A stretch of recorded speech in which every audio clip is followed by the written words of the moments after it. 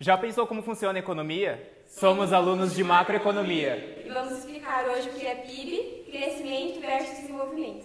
Bora com a gente nessa! O Brasil é conhecido pelos seus recursos e riquezas, mas desde 2015 estamos passando por uma crise. Podemos atribuir isso a terríveis esquemas de corrupção que fez com que o mercado externo não nos visse como uma oportunidade de crescimento, gerando um terrível aumento na taxa de desemprego e uma desaceleração econômica. As expectativas para 2019 não são boas. Segundo o IBGE, em 2018 fechamos o ano com um PIB em 6,8 trilhões e atualmente está em 1,8 trilhões.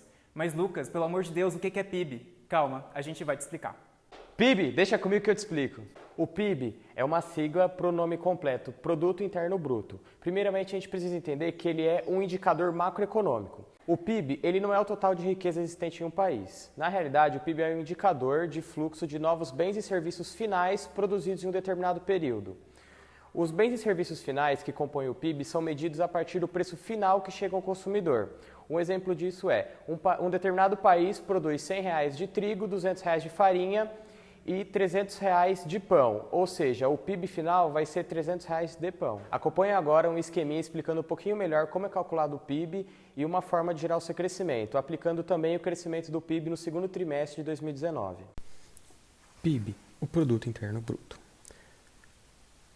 Primeiramente, precisamos entender como é calculado o PIB, que é a partir da fórmula da soma do consumo, que seria gerado pelas famílias, do investimento, que é causado pelas empresas, dos gastos governamentais e da balança comercial, que seria a exportação menos a importação.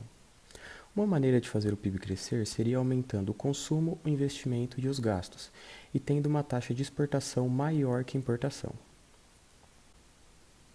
Elevando o consumo, por sua vez, causaria uma diminuição da taxa de juros, gerando maior acesso ao crédito. Isso causaria uma maior expectativa de investir e crescer, e com um governo mais ativo na economia, poderia fazer obras como rodovias melhorando na própria economia. E, no caso da balança, teria um aumento de emprego e renda, tudo isso influenciando no crescimento do PIB. Comparando o segundo trimestre de 2019 com o primeiro, o PIB teve um aumento de 0,4%. Por sua vez, o consumo cresceu 0,3%. A taxa de investimento no mesmo período em 2018 era de 15,3%. Já em 2019, a taxa é de 15,9%. Os gastos do governo caiu em 0,2%. E por sua vez, a balança teve uma queda de 1,6% na exportação e um aumento na importação de 1%. Por que o PIB tem que crescer? Primeiramente, por causa do ganho de produtividade, tecnologias vão evoluindo e aumentando e com isso elas vão absorvendo empregos já existentes e com isso a necessidade de gerar novos empregos. Também porque a população economicamente ativa vem crescendo a todo momento e também porque uma parcela do PIB é gerada aqui e com isso vai gerar mais empregos e renda para a população. Depois que calculamos o PIB, podemos chegar a várias análises. Uma delas é traçar a evolução ao longo dos anos, comparando um ano com o outro. Outra análise é comparar as economias internacionais, vendo o tamanho de cada economia de cada país. Depois podemos analisar o PIB per capita, que é quando o valor total do PIB é dividido pelo total da população. O PIB também ele ajuda a compreender um país, mas ele não vai expressar fatores importantes, como a distribuição de renda, a qualidade de vida, a educação e a saúde. Ou seja, um país ele pode ter um PIB relativamente pequeno, mas ele pode ter um altíssimo padrão de vida. E também muito pelo contrário, ele pode ter um PIB muito alto e um padrão de vida relativamente baixo. Agora que entendemos o que é PIB e como fazemos para que o PIB cresça, o que é preciso para ter um crescimento econômico? Para compreendermos melhor, vamos dividir o crescimento econômico em algumas partes: Poupança, consumo, investimento e empreendedorismo. Muito pouca atenção é dada ao papel da poupança no progresso da sociedade. A poupança é aquela parcela da renda familiar que não é direcionada ao consumo. Calma, Thalita. Quando alguém poupa hoje, significa um não consumo no presente, mas significa um consumo futuro. Mas é exatamente esse não consumo que a torna ainda mais especial. Você já parou para pensar para onde vai o dinheiro da sua poupança? Você acha que o dinheiro fica apenas parado dentro de uma conta bancária? Não! Vamos te explicar. O banco irá recorrer a essa poupança de seus depositantes e irá emprestá-la para empreendedores de várias maneiras. Empréstimos para construção civil, abertura de pontos comerciais, ampliação de instalações industriais, construção de fábricas, empréstimos para mão de obra, capital de giro, entre outros. Dessa maneira, a poupança de uns foi direcionada para o financiamento de atividades produtivas, que sem essa ajuda não poderiam ter êxito.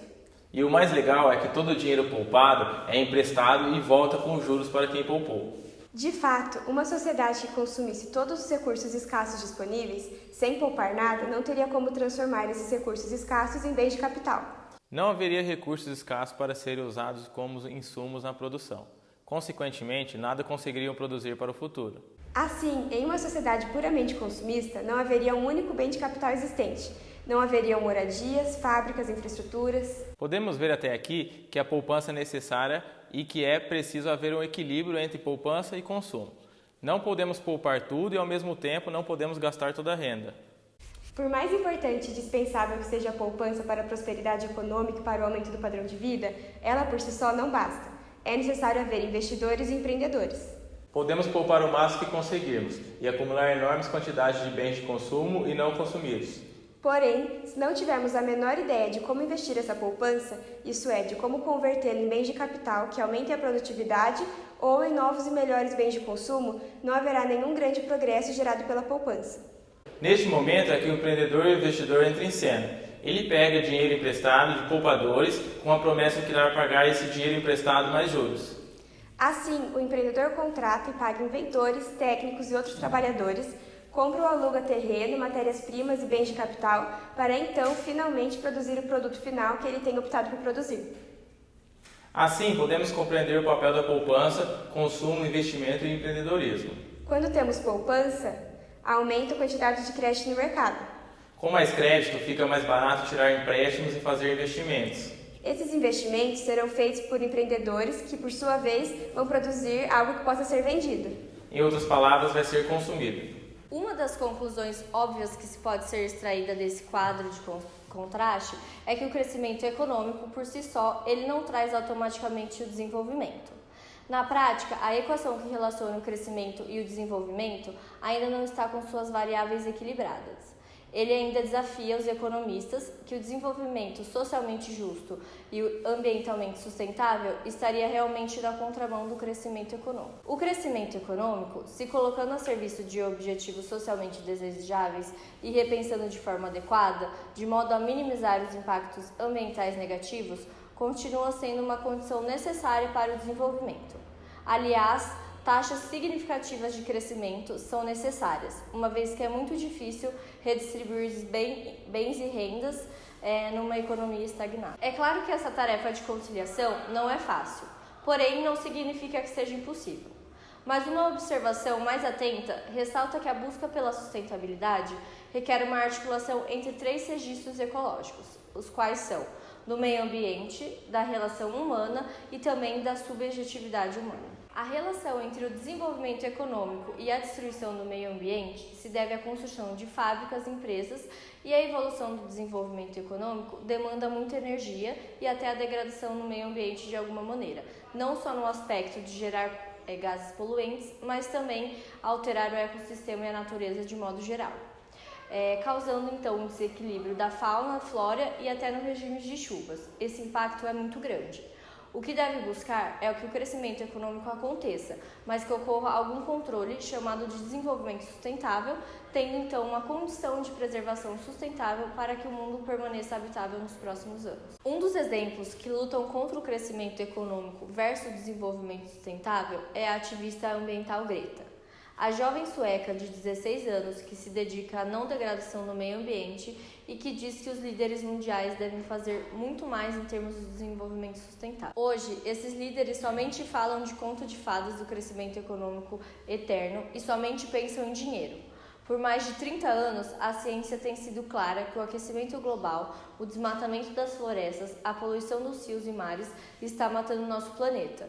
Tudo isso acontece a custas do conto de fadas do crescimento econômico. É justamente nesse ponto em que reside a importância das políticas públicas mundiais. Somente uma articulação ético-política entre essas dimensões poderia direcionar uma revolução social e cultural, reorientando a produção de bens materiais e imateriais, reconciliando então o crescimento econômico com as formas de desenvolvimento sustentável. Um exemplo de política que visa o desenvolvimento sustentável é o Acordo de Paris. O acordo é um compromisso internacional com o objetivo de minimizar as consequências do aquecimento global, visando o desenvolvimento sustentável. Os Estados Unidos é a maior economia mundial e em 2017 anunciou sua saída do acordo.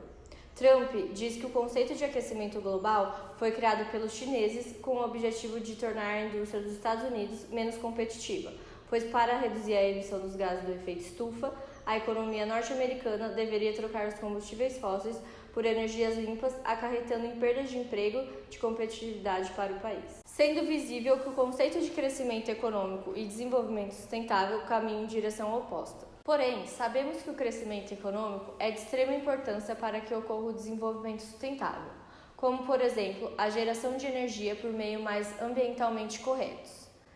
Diante disso, como conciliar o desenvolvimento sustentável com o crescimento econômico? You have stolen my dreams and my childhood with your empty words, and yet I'm one of the lucky ones.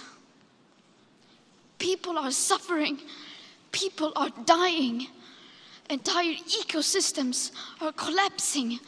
We are in the beginning of a mass extinction, and all you can talk about is money and fairy tales of eternal economic growth. How dare you! Now the world